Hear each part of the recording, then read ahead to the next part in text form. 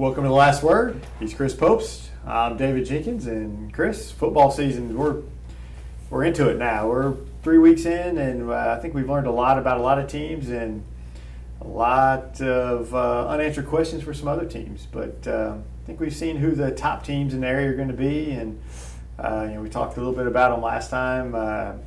Got Jackson, who took it on the chin to Lindbergh, but rebounded in a big way against Sikeston. I saw them firsthand, and they look really good. Mm-hmm. Yeah, Jackson is probably our top football team. I know they're our biggest, and that's probably the way it should be. But yeah, I mean they're a team that can definitely sling it around with Cooper Callis back there at the quarterback. You got weapons galore with him. Just throwing darts everywhere on the field, and when you have an offense that can put up just gobs of points like they can, it's easy to kind of get ahead and to kind of hopefully hold that lead. The defense seems to be strong enough to kind of give them an edge over most teams. So, Jackson, I don't know how deep of a run they'll make in Class 5, but they still got a long way to go until we get to that part. Yeah, Vianney stands in their way, yes. Defending state champs, and just to get out of the district. Mm-hmm. But they're offensively, they are just crisp, smooth. I mean, they can just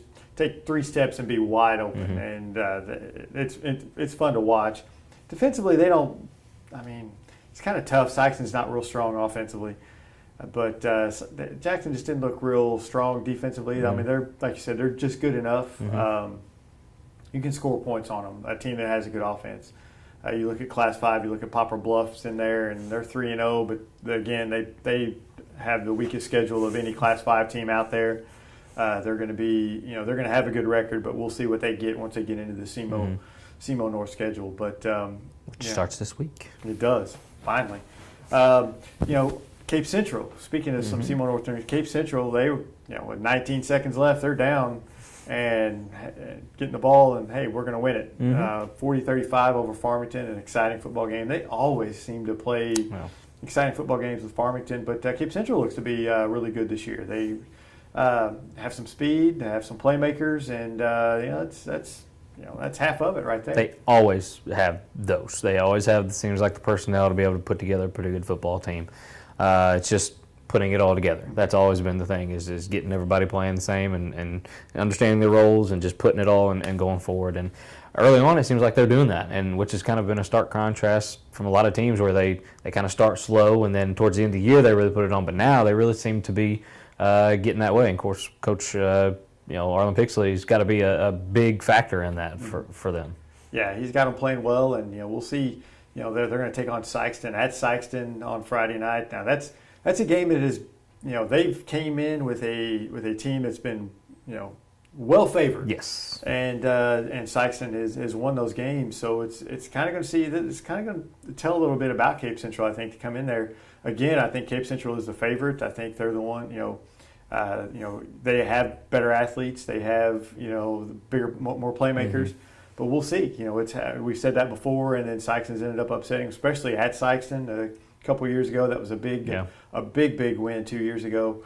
So that's going to be a big measuring stick for Sikeston and definitely for Cape. I think Cape just getting past Sikeston. I think that'll be a big move for them. Yeah, if I'm a betting man, I'm putting my money on Cape Central. That's just the way it is. But we've seen too many times in this rivalry the last few years that the team that should win typically doesn't. So we'll see. Now, I don't know if we're thinking of this. We don't have the same kind of Sikeston teams that we've had in the years past, I don't think. I think just they're taking just a little bit of a step down. I know they're sitting with a 2-1 record, but you got to look at their schedule and who they've placed and stuff like that. But yeah, hey, they're 2-1.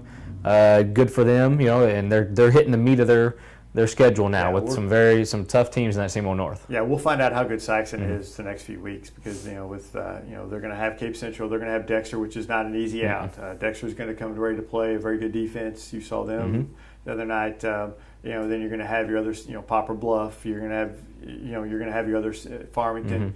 Your other SEMO North. And they got Park Hill Central looming too, another state-ranked Class 3 team. Really, outside of New Madrid on their schedule, which sorry New Madrid, but that's a walkover. But outside of that, their schedule's tough. It is.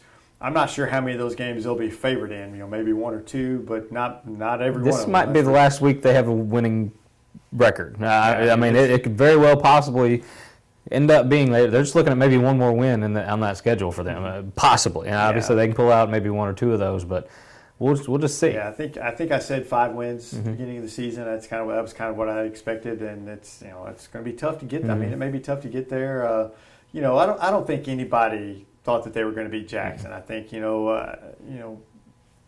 who are in the know. I think the way they got beat and the way that they were just handed to them early, that was kind of a little surprising. But Jackson's so smooth on offense. They're just so good, and it's just so tough to defend them. It is what it is. This game will be a bigger measuring stick, I think, than the Jackson game. I think this is a game more to look at for Sikeston and how good they're going to be and how good they can be. I'm with you there. We got let's look at some smaller schools now. We got Hayti still rolling. Caruthersville lost a heartbreaker against Valley. After handing it to Malden, though. Yeah, after handing it to Malden, that's a big win for them to kind of set the Class 2 District 1 on notice that, hey, we're Caruthersville, we're back, and we're ready to take this district back. Yeah, Caruthersville is back, and if you're playing Caruthersville, Charles Galladay can throw the football, and he can throw it to Bryce Strong. And just about anybody else. But Bryce Strong's been catching a lot for a lot of yards and getting some touchdowns. I believe he had 3 last week against Valley. Here's an idea for Caruthersville: don't spot a team at 32-point lead if you want to win, especially one like Valley. But pretty impressive comeback that just came up just short. That was a nice a nice second half. Obviously they made some adjustments offensively and defensively. They have the ability to score in a hurry, and defensively, obviously, by stopping Valley in the second half and holding them to nothing, they can play good defense.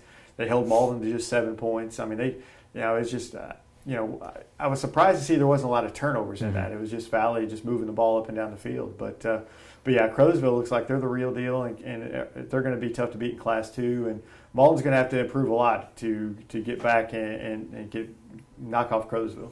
2 things. I didn't think Caruthersville's passing offense is going to be this explosive. No.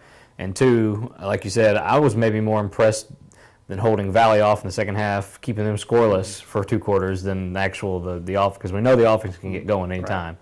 Right. But to hold, I don't know if Valley took their feet off the gas pedal or not, or just kind of it's like, hey, we're up big, let's kind of coast, let's try to just get out of here with a win.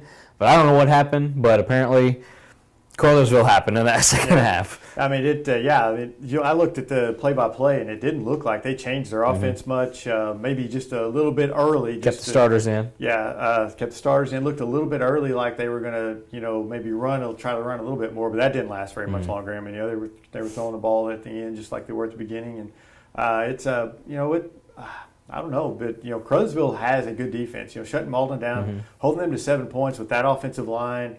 And those playmakers that Malden has, that was impressive.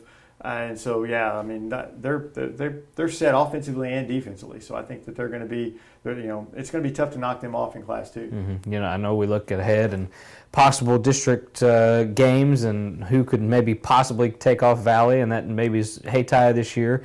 Met them last year in the district final and continues to roll through their competition for the first 3 weeks.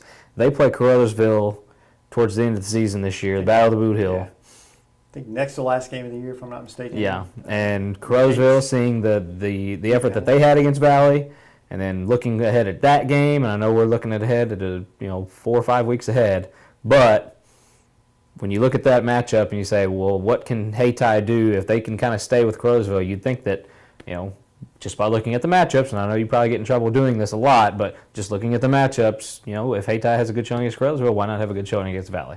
Right, and here's the thing. Last year, Valley just edged Hayti for that number 1 seed. You look at Haty's schedule, what they have coming up, and that Caruthersville game is going to loom very large, because that's a game that Haty's going to have Malden, which is going to be a tough game, but they're also going to have Caruthersville late. And that's a game. I mean, you figure Valley probably is going to lose to Lamar. So they win a Class 2 game. Valley loses a Class 2 game. Hayti gets that number 1 seed. Hayti gets home field, and home field is huge when you have a game like that. And that's a big thing for Hayti. And Hayti is looking ahead, and Hayti is talented. They've got athletes everywhere.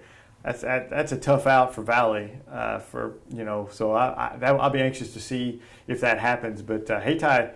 they saw them playing week 2 against Charleston, and they really impressed me. It really impressed me a lot with the athletes that they have out there. They've not lost much, if anything, from last year, and they look good, really good. Yeah, they did. And speaking of Class 1, Class 2, Charleston got their first win in the Class 2, beating the homeschoolers by a wide margin. They did what they first of several, I think, for them this year. Yeah, they'll get them kind of on a roll. Yeah. Their schedule is pretty tough. You got Sikeston, Hayti. But now that they got some games that they can win. Scott City this Friday, another a winnable game for them. You got Kelly going 2-1. First time they've been over 500 in the history of their program. You picked the first one. Did you pick them both? Did you have them? I thought that they were going to beat St. Vincent. Did you? After seeing them run the ball the way they did against Crystal City, I was like, they got a shot against St. Vincent. I didn't know they were going to just take it to them like they did. They ran for over 300 yards and put up some numbers. Yeah, and that was impressive for them. And they're doing exactly what they need to do. It's a simple offense. They got somebody who can carry the ball in a big, kind of husky Kelly line that we thought, in shows past, where we thought that they could have a line that could push people around. Well, they're doing it. It's a simple offense. They're just handing the ball off, letting this freshman Evan Erhan he's speedy. He's got some moves and he can make things happen. They're just letting him do the work and letting the offensive line do the work, and they're putting up points. And it's pretty simple. It's what funny they're you doing. mentioned their line for years before they had a football team. You used to always joke. You'd see their kids play basketball and stuff. Be like, man, they should have a football team. If they're big guys, they'd have a great line. And then the football gets here. Then they kind of really don't have that for a few years, but you see it now. You see it now with what we saw before, and their offensive line, they need to run the football. Kind of follow what Dexter has done. Dexter said, "We're scrapping it. We're gonna run the football.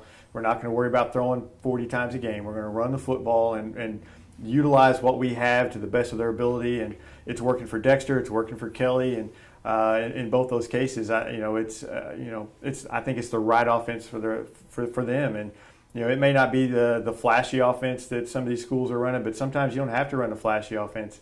We talked about it on Friday night. I don't understand why some of these coaches who come from passing offenses and teams that spread the field, and they go to these other, they get jobs at other schools, and they feel like they need to spread the field and do the exact same thing with personnel that can't do that. If you don't have a quarterback that can throw the ball like Cooper Callis, why are you trying to run the same offense as he is? Yeah. I mean, I wish coaches would just utilize what they have, and instead of trying to be all flashy but teach their own, I guess. Trying to fit a square peg into a round hole, and substance over flash most of the time wins the games. You want to turn the ball over 5, 6, 7 times a game, that's fine. You want to, we see it every week. We see these teams that do that, and it's kind of frustrating from our end, because it's like, just run the ball, just run it. You got athletes guys that can run the ball, but. Coaches see things a little bit different, and they may know more than we do, but sometimes I don't know. Sometimes we have our we see a lot of games, we see a lot of teams, we see a lot of different strategies out there, and 9 times out of 10 you give the most athletic kid the ball and put it in their hands and let him get him some open space. He's gonna beat a high school defense. It's just what it is, and he's gonna. And I know you can't give it to him every single play, but for the most part, that's gonna win you some football. It's not gonna get you blown out. You're gonna hang on. You're gonna have a chance. And I love these passing offenses. I mean, they're fun to watch when they work. But there's a lot of times coaches are running this stuff that it's not working, and you just gotta try something else. Yeah. But I'm sure coaches will figure that out as well, and speak of some teams that like to pass it around. We've got Chaffee. They went down to Hayti, but they've got a good quarterback who can run it all over the place, and they're 2-1.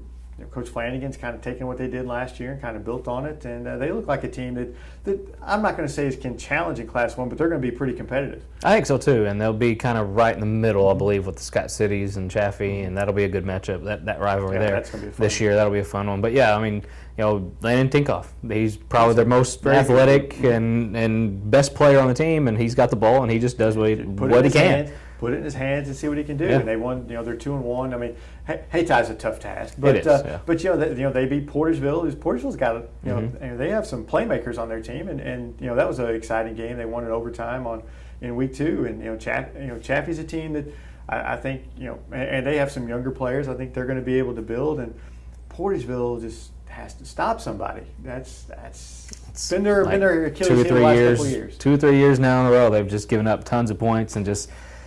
You can't fall behind like that, and just you can't. I mean, you can't do it. Even if we can score, 30 points a game, you can't give up 40. You just can't do it. You're not going to win. And I believe they have Piggott this week. Yeah, they got Piggott, who I think they've lost the last 4 against them, or 3 or 4 for sure. Piggott likes to run the ball, Yep. and they're just going to line it up and smash. 3 yards in a cloud of dust. That's all they do. And they're going to keep the Portersville offense on the field, and so they're going to have to stop them if they want to win that game. I mean, it's just, it's going to.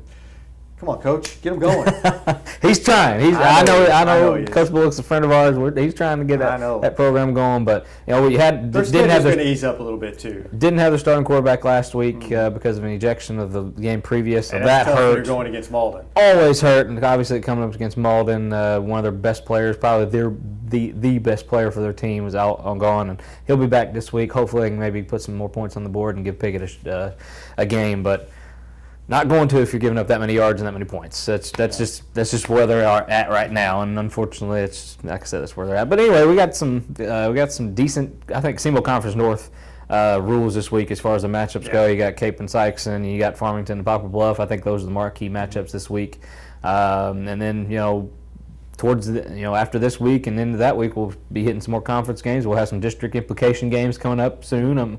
Not too far down along, and we already got some district standings out, and I know those are still early. Still very early, but hey, who knows what can happen. Yeah, it's just now getting started, but I tell you what, it's week 3 already. It seems like it's flown by these first 3 weeks, and it goes by quick, and so you're already kind of looking to the end, and we're looking forward to the district games. I know. Got college football starting up. Of course, our Notre Dame. Our Irish are 1-0, which is always good. Charlie's Rebels are 1-0, but who cares? Because they can't win anything anyway at the end. So they're just looking for a coach. Yeah, they're looking for a coach. Who doesn't like calling escort services. Ooh. I'll go there. Taking. Charlie's hurt. I'll go there. His heart. He's having a heart attack right now. He can't see it on camera, so I might call a doctor.